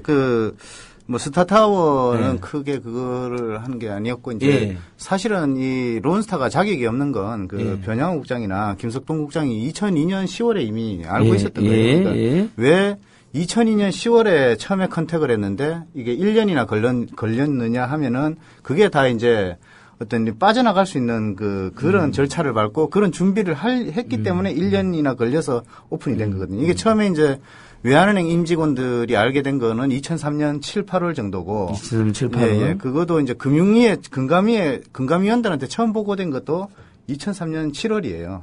그러니까 한 8개월, 10개월 정도가 이제 물밑에서 이렇게 계속 움직였던 건데 그 론스타가 서울은행 매각에 딜에 참여를 했었습니다. 예. 그게 안 됐죠. 그러면 그때 사모펀드라는 거를 알고 있었고 사모펀드인 걸 알기 때문에 은행법상의 자격이 없는데 그럼 어떻게 할 건가를 한 8개월 동안 고민을 하다가 외환은행에 부실을 만들어야 되겠다. 그것도 처음에 한두 번 한 게 아니라 2003년부터 계속적으로 그거를 변국장이라든지 이런 사람들이 밑에 이제 지시를 했는데 다 돌아옵니다. 그게 이제 컨설팅도 받고 그때 하급자들한테 지시도 하지만 그 8%가 사실은 IMF 전까지는 그게 8%가 문제가 있는 수치가 아니거든요. 예. 그 금산법상의 적기 시정 조치가 6% 이하로 되고 예. BIS 비율이 2%일 때 해외 매각이 되도록 돼 있습니다. 예. 근데 이제 그때가 9%가 계속 넘었었거든요. 예. 그러니까 이거는 적기 시정 조치도 할 수가 없고 부실 금융기관에 해당이 안 된다. 부실 금융기관에 해당이 되면 론스타에 바로 팔 수가 있는데 그게 안 되기 때문에 또 시간을 계속 끌다가 나중에 이제 아까 말씀하셨던 이제 의문의 팩스라든지 이걸 통해서 좀 약간 어거지를 쓴 거죠. 그러니까 이제 정체불명의 숫자를 갖다가 이제 들이댔으니까. 더 늦기 전에 한번 특별검사 같은 거 임명해서 전 과정을 한번 뒤져야겠다는 생각이 드는데 저는 그러니까 너무 답답한 게 대한민국 정부와 대한민국 국민을 모두 속인 희대의 사기 사건인데 이걸 가지고 지금도 바로잡지 못하고 있다는 거잖아요. 상당히 많은 진실이 밝혀졌는데 이미 론스타는 떠나가 버렸고. 2011년에 그 이제 김득희 대표님이 굉장히 잘 알고 계시지만 저는 사실 굉장히 어이가 없었던 게 2011년 5월인가 4월에 PGM이 이미 밝혀졌잖아요. 예. 그때 이제 그 전에 이제 금융당국에서는 론스타 해외 자산을 조사할 수 있는 실질 조사할 수 있는 인력이나 조건이 안 된다 그랬는데 뭐 대학 교수 한 분이 그냥 인터넷으로 일본에 검색해 보니까 론스타 자산이 작다. 전선인 교수님이 여기서 PGM이 일본에 있는 골프장 회사 말하는 거죠. 그러니까 그렇게 산업자본을 많이 가지고 있었다. 예, 그다음에 계속 있다가 그해 12월 달에 이제 론스타가 PGM을 팔고 나니까 그 다음에 다시 이제 또 계약 연장을 하면서 바로 승인을 내줘 버렸죠. 그 당시에는 어쨌든 아니었다 이거지. 물론 그것도 아닌 거로 밝혀졌지만은. 이자 정보 공개에 따르면 2008년도에 그 골프장을 금융위에 신고를 한 거예요. 우리 자산이 있다. 그런데 그걸 어디다 숨겨놓고 그 서류는 2011년도 대주주 적격서 심사할 때 그 서류는 없어버려요. 그리고 다 새롭게 받았습니다. 그렇게 산업자본이라는 것을 론스타를 위한 맞춤형 금융당국이었다. 그러니까. 저는 그렇게 규정하고 ISD 소송도 그런 거지 않습니까? 그러니까 사실 론스타 입장에서는 차익이 딜레이가 돼서 차익이 못 챙겼으니까 억울하다고 이야기를 할 텐데 아까 뭐 김득희 대표님께서 말씀하셨지만은 그래도 산업자본이라는 게 법원에서라도 확정이 돼야 그 왜 붙잡고 있었다는 게 이제 납득이 이제 외국 사람들한테 설명이 될 텐데 그거를 이제 시민단체에서 이제 추진을 해서 밝혀내자는데 그걸 안 하고서 이제 하면은 사실은 론스타하고 금융당국하고 ISD에서 있어서 이해관계가 지금 같은 거 아니냐. 그렇죠. 그러니까 지금 예를 들면 ISD 소송에서 유리한 지위를 차지하기 위해서도 예를 들면 현재도 소송이 진행되고 있고 우리 국민들의 분노도 매우 크고 그다음에 산업자본인 걸 밝혀진 당신들이 감당해야 될 짐도 많다 이렇게 해줘야 되는데 오히려 론스타 흔적 지우기에 나서면 그래서 소송도 다 지고 그러면 이제 론스타가 오히려 ISD 소송에서 이기는 거 아니에요. 지금 이 소송을 주관하는 건 대한민국 정부가 아니죠. 대한민국 사법부가 아니죠. 소송은 저 미국에서 하고 있죠. 그러니까 이 ISD 소송을 하면 어디 가지고 국제사법재판소인가 어디죠? 뭐죠? 국제사판소가 아니고 국중재위원회에서 그러니까 국제중재위원회가 하는 데서 지금 하고 있는 것들이고 이제 원고피고 이렇게 나눠져 가지고 그건 우리한테 유리한 결정이 나오리라고 전혀 장담할 수 없는 거죠. 당연하죠. 그러니까 오히려 ISD는 투자자들에게 유리한 결정을 할 것 같은데. 그쵸? 그래서 이제 여기 의심을 한다면 저희들은 외환은행을 론스타가 불법적으로 취득을 했다. 그래서 외환은행은 이거 좀 속된 말로 작물이다. 이렇게 지금 보고 있는 것들이고 하나은행이 하나금융이 돈을 주고 샀다 하더라도 솔직히 말씀드린다면 우리가 작물을 사면 그 소유권이 저한테 오는 게 아니지 않습니까? 몰랐다고 하더라도. 근데 몰랐다고 할 수 없습니다. 왜냐하면 그 당시에 우리는 론스타의 외환은행을 장부를 너가 살 거냐고 하나금융한테 그렇게 이야기를 했거든요. 사지 말라고. 그렇게 했는데도 불구하고 알고 샀기 때문에 돈은 지불을 했지만 어쨌든 그 하나은행도 협조자다, 부역자다. 저는 이렇게 좀 이야기를 규정을 하고 싶은데 그렇죠. 자, ISD 소송에 있어서 2년 6개월 만에 합의서를 위반하면서 이건 누가 봐도 알거든요. 뭐 글자 해석이 없지 않습니까? 그다음에 은행으로서 특히 다른 데라면 몰라요. 고객과의 신뢰를 약속으로 하는 은행이 합의서를 휴지 조각 만들면서 강제 합병을 하는 거. 그다음에 금융위원회에서는 그 노조 도장만 받아와라. 뭐 이렇게 지금 사인을 주고 있으니까 이게 뭐 법보다 주먹이 가깝다고. 총회가 합법이었던 나중에 다 원인 규명돼 가지고 이긴다 하더라도 먼저 때리고 시작을 하는 거죠. 그래서 도장 찍어. 네가 도장 찍으면 우리가 징계 안 할게. 깡패죠. 조폭이고. 이렇게 가고 있는 것들이 저는 이것도 하나의 커넥션이 있는 거 아니냐라는 의심을 가지고 있다. 이 말씀 좀 드리는 것들인데 이거는 뭐 제가 검사가 아니기 때문에 수사를 안 해봤기 때문에 모르지만 제 나름대로 의심을 하고 과정에 대해서 우리 국민들이 있는 분노하고 의혹을 제기할 수밖에 없는 상황이고 대한민국 정부가 이렇게 투기자본에 무력할 수가 있나. 근데 그것도 어쨌든 지금 우리 댓글도 달렸는데 헐 민주당 정부의 가장 큰 잘못이 외환은행과 쌍용자동차 매각이군요 이렇게 했는데 그게 이른바 개혁성형 정부에서 발생했다는 것 때문에 더 자괴감이 있는 것 같아요. 근데 이제 론스타 같은 경우는요. 외환은행 같은 경우는 DJ 정부 말년에 시작을 해서 노무현 정부에서 승인받고요. 이명박 정부까지 연결되는 겁니다. 그러니까요. 어쨌든 이명박 정부가 승인을 해준 거였고요. 저는 DJ도 초창기도 문제였지만 나갈 때만 제대로 금융위원회가 징벌적 매각 명령 내렸으면 론스타는 이렇게 못 나갔습니다. 그렇죠. 그러면 ISD도 제대로 대응할 수 있었던 거였거든요. 자, 일단 1부는 여기까지 한 다음에요. 2부에서 다시 한번 우리 외환은행 사태, 론스타 사태, 그다음에 우리 금융당국의 문제점 다시 한번 짚어보겠습니다.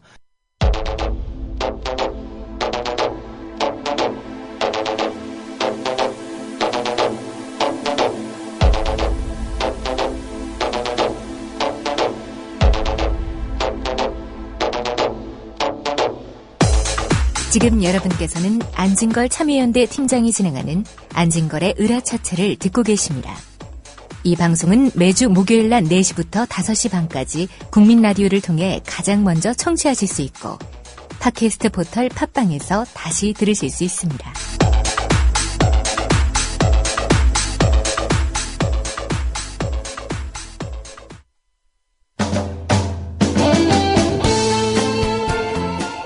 (2013년) 국민라디오 광고 히트 상품 철원 5대쌀이 2014년 다시 돌아왔습니다. 특히 올해는 일조 시간이 길어 기름이 차르르 구수하고 찰진 햅쌀 맛을 느낄 수 있다는데요. 10kg은 3만원, 20kg은 6만원입니다. 드시고 맛없으면 100% 환불해드리는 거 다들 아시죠? 주문 전화번호는 010-9523-5400번, 010-9523-5400번입니다. 택배비는 별도입니다.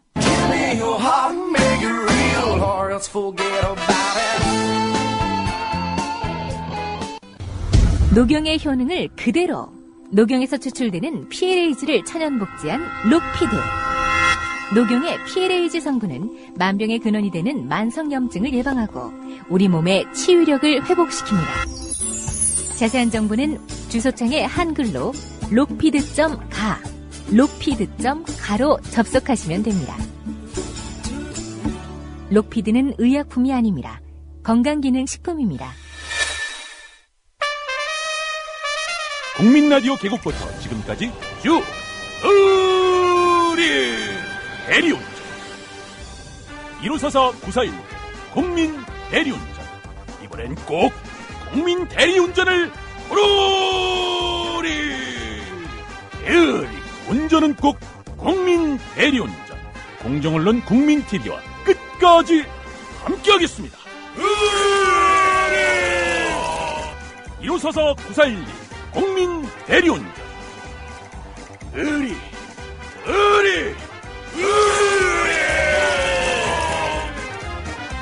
1호사사 941 국민 대리운전. 계속 듣다 보면 열받는 뉴스가 너무 많죠. 지금 뭐 론스타 사태는 정말 기가 막힌 거고, 그 다음에 오늘 또 원세훈에 대한 황당한 선고, 누가 보기에도 선거법 위반인데 선거법 위반은 또 문제를 제기하지 않았다니. 그리고 담배세 인상도 그렇습니다. 뭐 건강 부담금만을 올리기 위해서 일부 인상한다면 충분히 사회적으로 논의가 저는 가능하다고 생각하는데 100번 양보해서.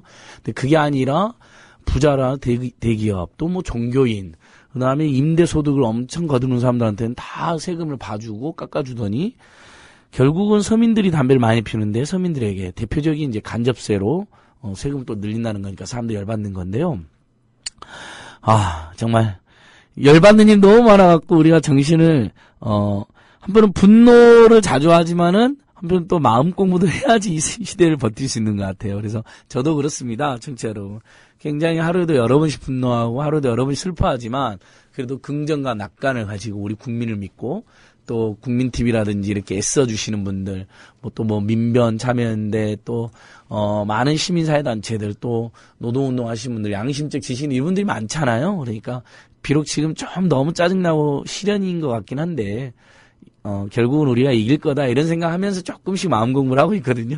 우리 청취자들께서는 어떠신지 모르겠는데 이 시대를 같이 돌파하려면 그런 긍정과 낙관과 마음 공부가 좀 필요한 게 아닌가 싶기도 하고 사회적 연대도 필요한 것 같습니다. 자, 본부장님. 네네. 쭉 이 과정을 보면 네네. 그 외환은행에서 일하시는 분들 또는 이렇게 이제 노동자 활동하시는 분들은 이렇게 몇 번의 포인트 같은 거 있잖아요. 제일 열받은 우리 이제 밖에서 보기에도 열받고 화가 나는데 네. 우리 노동자 입장에서 제일 열받고 안타까운 대목들 다시 한번 이렇게 돌이켜보면 언제였을까요? 뭐 론스타가 인수할 때 네. 일단 처음에 우리 외환은행 국채은행으로 쭉 가다가 네네. 언제 민영화가 된 거죠? 론스타 인수 때가 민영화인가요? 89년에 민영화가 그렇죠. 됐고요. 그때 예. 그 론스타 매각된 게 예. 2003년입니다. 예. 그러니까 89년도에 이제 이른바 주식 정부 소유은행에서 민간 소유은행으로 바뀌고 네네. 그때는 근데 이제 주주 소유자가 다양했죠. 뭐 한국은행도 있고 지금도 얼마 전까지만 해도 주주 구성이 다양하지 않았나요? 예, 한국은행하고 수출입은행이 최대 주주였는데요. 그렇죠. 그쪽 주식을 론스타가 좀 상당 부분을 인수를 하고 그 신주를 한 1조 1천억 원 정도 2003년에 사면서 이제 론스타가 그때 51% 주주가 된 겁니다. 예. 그 이후에 이제 뭐 계속 그 수출입은행 지분은 계속 팔아왔었고 그 다음에 이제 그 하나지주에서 이제 외환은행을 인수를 할 때 그 또 마지막 자녀분을 좀 인수를 해줬습니다. 예. 그 열받았던 데는 뭐 제일 열받는 제 농담이 아니라 이제 지금 이 순간이고요. 그거를 빼면은 역시 어떤 돌이켜 보면 2003년이 되겠지만 왜냐하면 그때 어쨌든 불법적이고 부당하게 결정된 어떤 운명의 어떤 그런 거라고 해야 되나요? 그게 운명이 장난이 예, 15년 동안 온갖 노력을 다했지만 직원들 입장에서 그 굴레를 참 벗어나기 어렵다 이런 측면에서. 그때 불과 뭐 직원들이 그걸 느끼고 할 수 있는 시간은 2-3달 정도밖에 안 됐습니다. 아까 이야기를 할 때 말씀을 드렸지만 2002년에 외환은행장으로 이강원이라는 사람이 처음 와서 이제 직원들한테 했던 말이 외환은행이 다 좋은데 돈 장사가 판돈이 있어야 되는데 그게 좀 문제다. 그러니까 자기 자본이 조금 더 확충을 했으면 좋겠다. 뭔가 알고 딱 작전을 딱 시작하네요. 그렇죠? 아니 근데 그거는 사실 조금 컨센서스가 있었거든요. 자본 확충을 조금 하면은 외환은행이 이제 은행은 대출을 늘리려면 상응하는 자본 확충이 돼야 되기 때문에 이제 그게 필요했던 부분이었는데 그래서 노동조합에서도 그걸 환영을 하다시피 했습니다. 그때는 왜냐하면 한 5천억 정도 외자 유치를 하는 줄 알았고 근데 2003년 여름이 돼서야 이제 그게 론스타다 이렇게 밝혀졌던 거거든요. 그 부분이 있고 두 번째는 여기 이제 김득희 대표님 계시지만 그 2011년 11월에 사실 론스타가 유죄가 대법원에서 확정까지 됐고 그 범법 행위를 저지른 자들한테 범죄 행위가 마치 없었던 것처럼 자기들 받고 싶은 대로 돈을 다 받게 해주고 이렇게 팔면은 이러면은 어떤 금융법이 무슨 필요가 있느냐 이런 여론이 굉장히 많았던 것 같아요. 그래서 론스타 유죄가 확정이 됐고 어떤 산업자본인 것도 사실상 다 이제 증거가 다 드러났었던 상황인데 11월 8일 날 이제 징벌적 매각 명령을 거부하고 이제 단순 매각 명령을 내리고 또 이제 2012년 1월 27일 날 이제 최종적으로 하나지주의 인수를 승인을 해주지 않습니까? 그런 게 이제 어떤 큰 좌절을 느꼈었던 거고요. 예. 좌절을 느끼고 그 좌절의 와중에서 이제 그 시민단체 입장에서 또 저희들이 했던 예. 그거에 대해서 동의하지 못하셨던 부분을 많이 말씀을 또 하셨지만 노동조합은 노동조합 입장에서 경영권을 가진 상대가 그 조직을 예. 허물어뜨리면서 들어올 때를 대비를 해야 되고 또 어쨌든 또 앞으로 이제 파트너가 될 수 있다. 서로 약속을 지키면 그런 전제 하에서 이제 합의를 당시에 했던 건데 이제 2년 반이 지나서 이렇게 이제 합의서를 그 아무런 그 어떤 사전에 어떤 그 양해라든지 어떤 그 협의 노력도 없이 이렇게 일방적으로 파기를 하고 그거에 이제 자기들 불법 행위에 동의를 하지 않는다고 이렇게 이제 노동조합을 이제 그 거의 박살을 내려고 하는 그런 상황에 직면을 하겠습니다. 여기서 하나 김두희 대표님. 그러니까 자, 징벌적 매각 명령과 일반 매각 절차가 어떻게 달라요? 이거 조금만 더 설명해 주세요. 만약에 징벌적 매각 명령 내렸으면 론스타가 그렇게 막대한 시차를 못 누리고 그냥 시장에 그냥 주식 내놔야 되는 거죠. 그러니까 은행법에 따르면 4%, 예. 산업자본은 4%, 그러니까 비금융 주력자는 10%까지 소유를 할 수 있습니다. 그럼 예를 들어서 50% 주식이라 치자. 예를 들면 50%였, 한 51.몇 %였는데. 그렇죠. 론스타 51% 가지고. 50%라면 4%, 10% 이렇게 쪼개서 팔아야 됩니다. 예. 그렇게 보면 경영권 프리미엄을 받을 수가 없는 것들이죠. 그렇죠. 그러니까 경영권 프리미엄을 받을 수가 없는데 당시 외환은행 주가가 한 7,000원 왔다 갔다 했을 거예요. 그런데 12,000원 정도. 팔았으니까 1.5배가 경영권 프리미엄으로 받아간 하나는 그걸 알고도 사준 거잖아요. 그러니까 당연하죠. 우리가 이제 범법 공범이다 이러는 건데, 그러니까 징벌적 명령이 있으면 쪼개서 팔기 때문에 그냥 시장의 거래에서 이렇게 경영권 프리미엄 없이 그냥 일반 당시 설정된 가격 정도로 주가에 조금 더는 받겠죠. 7,000원이라면 만약에 저희들이 주장했던 건 그거였어요. 그러니까 소액주주가 피해가 예상이 되기 때문에 징벌적 매각 명령을 못한다라는 논리들을 펴었거든요. 그러면 오히려 저희들은 경영권 프리미엄이 없어지기 때문에 만약에 징벌적 매각 명령을 내린다면 외환은행 주가는 오를 것이다. 저희는 그렇게 봤습니다. 그리고 일부 경제 전문가들도 그런 이야기에 동의를 해주셨던 게 왜냐하면 주식이 7,200원인가 그랬거든요. 7,500원. 좀 많이 갔을 때가 8,000원 갔는데 이게 경영권 프리미엄이 없으니까 누가 봐도 외환은행 주가는 줘둔 거죠. 나중에 사놨다가 누군가가 이걸 모집할 때는 경영권을 가지기 위해서는 비싼 가격에 인수를 할 수밖에 없기 때문에 주가는 오른다. 그렇죠. 이렇게 했는데 결국 그걸 골고루 수익을 가지는 수도 있었던 건데 그냥 론스타의 수익을 몰아준 꼴이 된 거잖아요. 몰아준 꼴이 된 거죠. 그러고도 빰 맞아가지고 ISD를 당하고 있는 것들. 그러니까 ISD. 근데 이 ISD가 언론 보도가 너무 안 나와요. 일단 ISD가 한미 FTA 때부터 문제에 대해서 우리 국민들이 뭐 촛불 집회도 하고 크게 반발하고 지금도 걱정하고 있는데 론스타가 우리나라 역사 최초로 ISD를 제기했다. 이것만 언론에 한 번 나온 이후 그 후로 하나도 안 나오거든요. 그런 내막이 좀 있나요? 그러니까 ISD는 보도가 많이 나왔는데요. ISD 진행 과정에서 그러니까 민병 같은 경우가 정보공개 청구 소송을 했는데 그것도 이제 소송에 영향을 줄 수 있다라고 해서 기각이 되어서 저희들이 이제 내용이 뭐가 오가는지를 모르고 있습니다.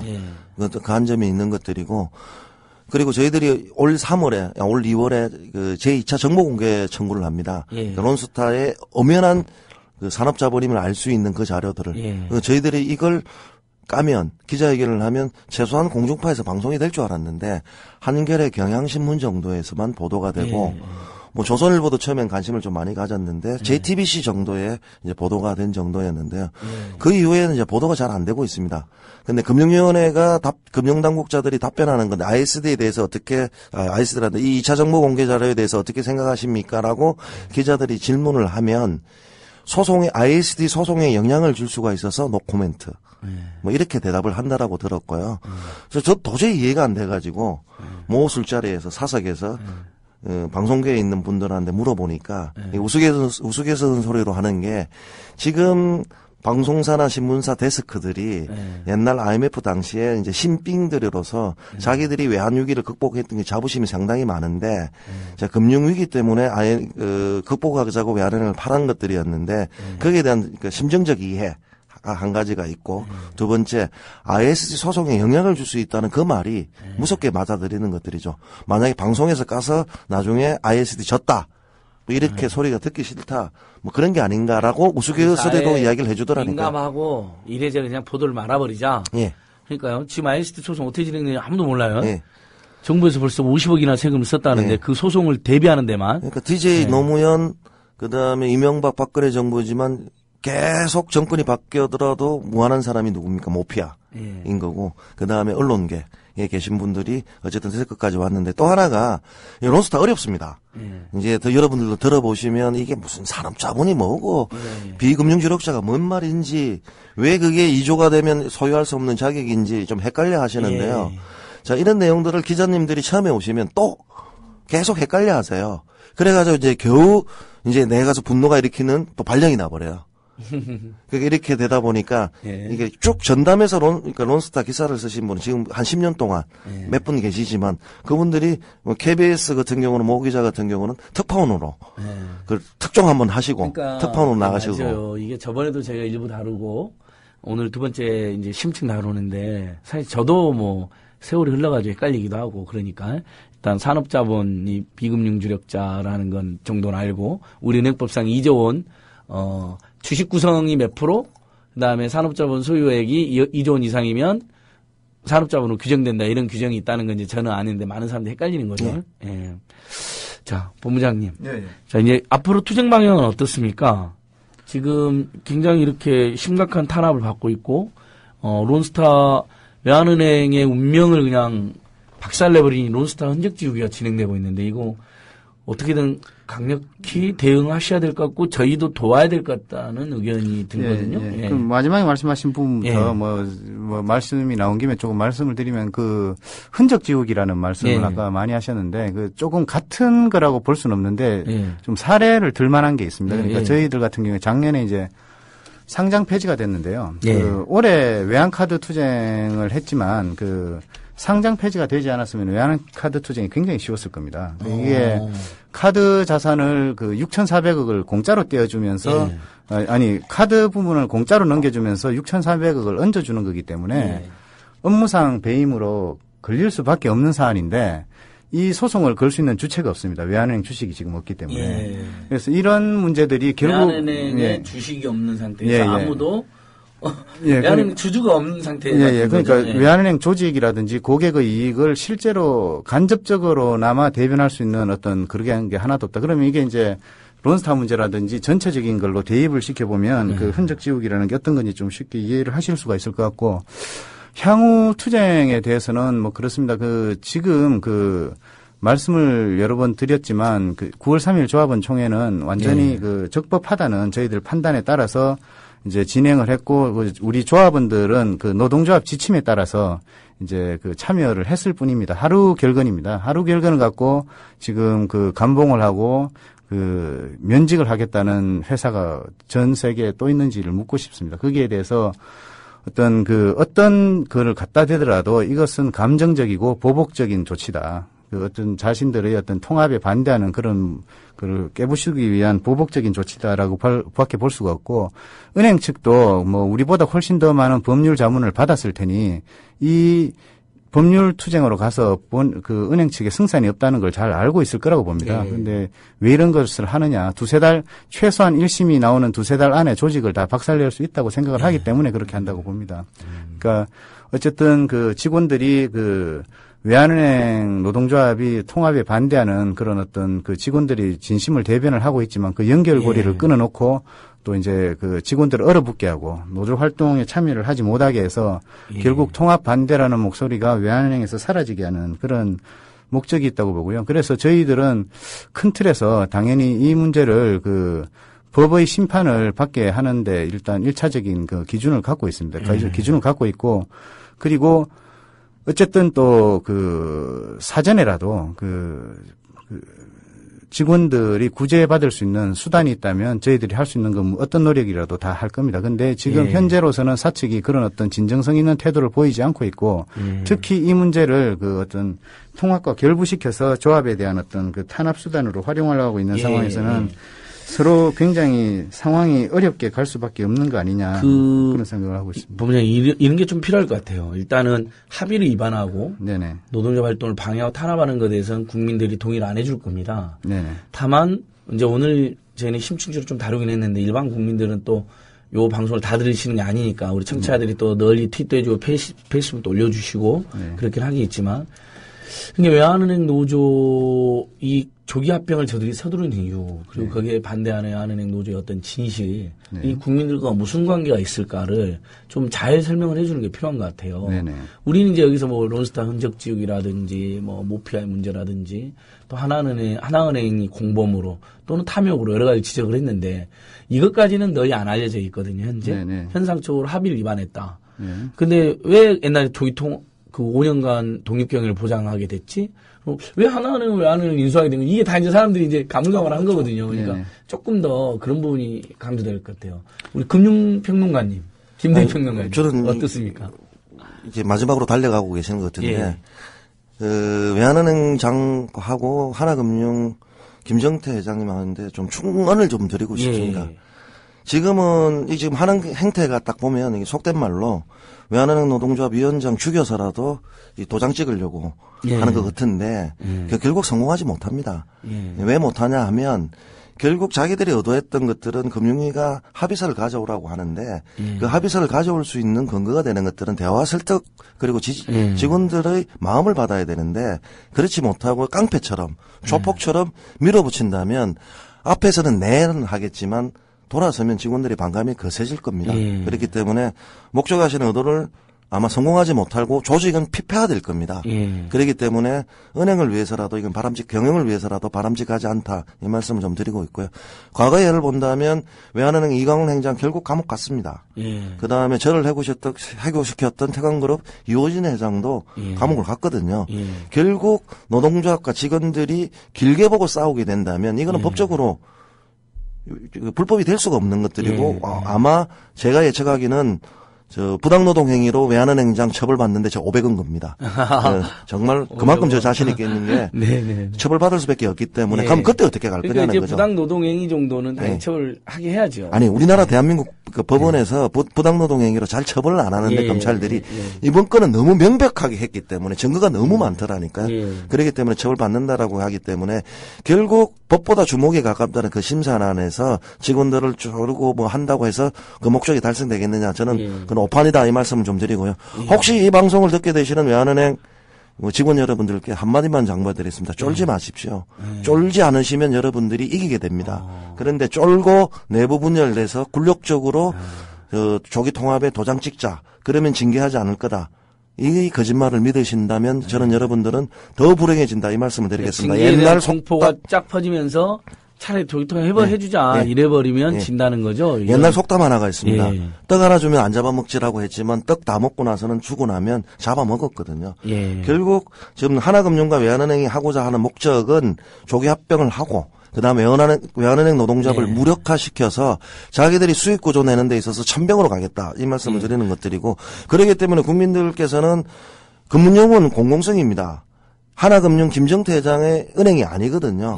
그렇기 때문에 단적으로 론스타가 그 대출 금리를 조작해가지고 더 수익을 받아서 검찰 압수수색까지 받고 지금 재판 중에 있거든요. 그것은 무엇이었냐? 고수익과 배당을 더하기 위해서 먹튀를 더하기 위해서 불법을 자행했던 것들이었거든요. 저는 이 말씀을 그러니까 외환카드 주가 조작 말씀하시는 아닙니다. 거예요? 외환은행 대출 연장할 때 조작을 해서 그것도 적발됐잖아요. 적발돼가지고 소비자들 속여가지고 진행 중에 있는데 그거는 뭐냐면 론스타가 자기 이익을 더 받기 위해서 그렇게 한 것들이었거든요. 내부가 무너지게 되면요, 금융은 경영진이 자기 마음대로 하게 됩니다. 자기 마음대로 하게 되면 그 피해는 누가 보느냐? 고객들이 볼 수밖에 없고 국민들이 볼 수밖에 없기 때문에 저는 외환은행 투쟁이 중요하다고 보는 이유들은 노동조합이 무너져서는 안 된다 이렇게 보고 있는 것들입니다. 그렇기 때문에 좀 많은 관심과 성원 부탁드리고 외환은행 직원 여러분들께서는 힘내시길 바라겠습니다. 화이팅입니다. 근데 김대기 대표님, 은행이 마구 커지는 거 그럼 위험함도 더 커지는 거니까 일단 메가뱅크에 대해서 저희들은 굉장히 우려를 많이 하고 있잖아요. 우리은행 민영화도 하면 뭐 국민은행이나 이런 데가 인수한다는데. 네, 저는 그 차원에서 투뱅크를 받아들였거든요. 하나금융이 하나은행과 외환은행을 투뱅크로 운영해 보겠다 5년간 했던 것들이 왜냐하면 메가뱅크가 아니기 때문에 가는 거거든요. 단적인 예를 들게요. 만약에 하나은행과 외환은행이 합병을 했어요. 그리고 정말 노동력은 다 무너졌습니다. 그리고 경영권을 행사하다가 큰 부실이 발생했어요. 그럼 공적 자금을 여야 되는 상황이 왔을 때 그 피해는 누가 보겠냐는 것들이죠. 결국 국민 세금으로 또 메고. 그리고 문제는 공적자금 투입으로 끝나는 게 아니라 예. 대한민국 경제가 휘청거릴 수밖에 없습니다. 예. 왜냐하면 이게 두 군데가 분산되어 있으면 예를 든다면 하이닉스 그 주식 같은 경우를 하나은행은 팔았어요. 예. 그래서 수익을 그렇게 많이 보지 못했습니다. 예. 그런데 외환은행은 지금도 가지고 있거든요. 그게 4만 원이 넘고 있습니다. 예. 그러면 경영적 판단에 의해서 하나은행은 그다지 많은 수익을 보지 못하고 팔았지만 외환은행은 아직도 가지고 있었던 게 있었습니다. 그런데 이게 합쳐져 가지고 경영적 판단이라는 이름하에 만약에 하이닉스를 그 진작에 팔았다고 생각을 해보십시오. 그러면 오히려 더 그 수익은 다른 사람이 볼 수밖에 없는 구조를 가고 있는데 저는 이게 투뱅크의 장점인데 메가뱅크는 그래서 위험하다는 것들이죠.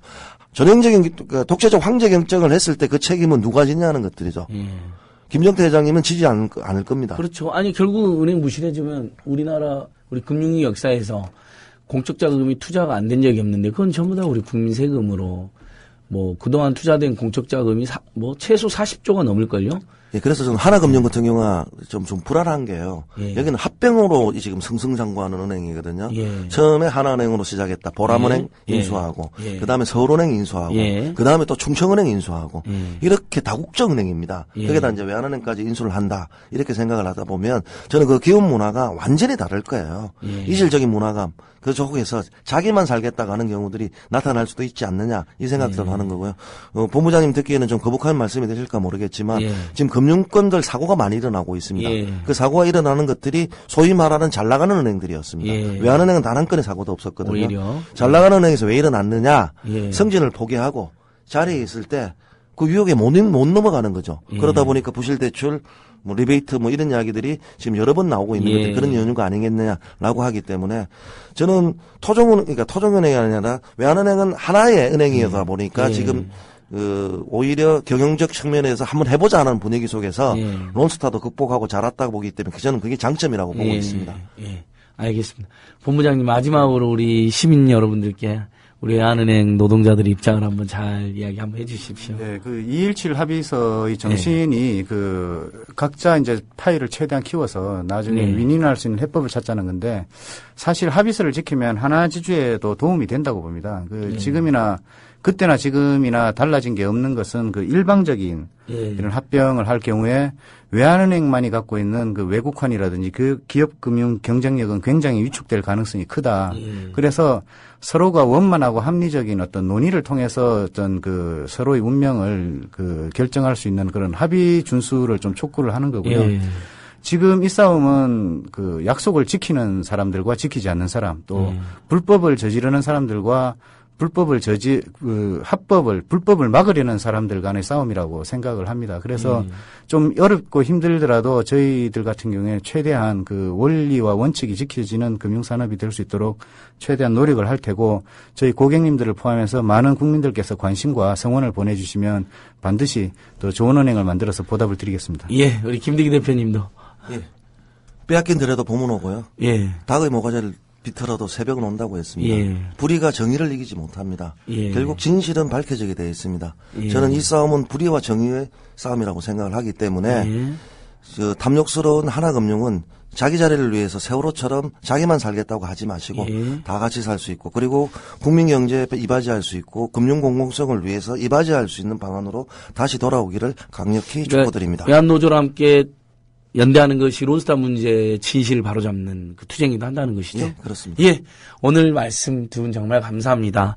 예, 청취자 여러분 조금 어려울 수도 있는데요. 우리가 기억을 잘 되살려서 론스타 문제와 외환은행 문제 끝까지 함께해 주시면 고맙겠고 특히 외환은행 노동조합이 굉장히 어려운 처지에 놓여있는데 많은 응원과 연대를 보내줘야 될 것 같습니다. 오늘은 여기서 마치도록 하겠습니다. 다들 인사하십시오. 예, 감사합니다. 네, 감사합니다. 안녕히 계십시오.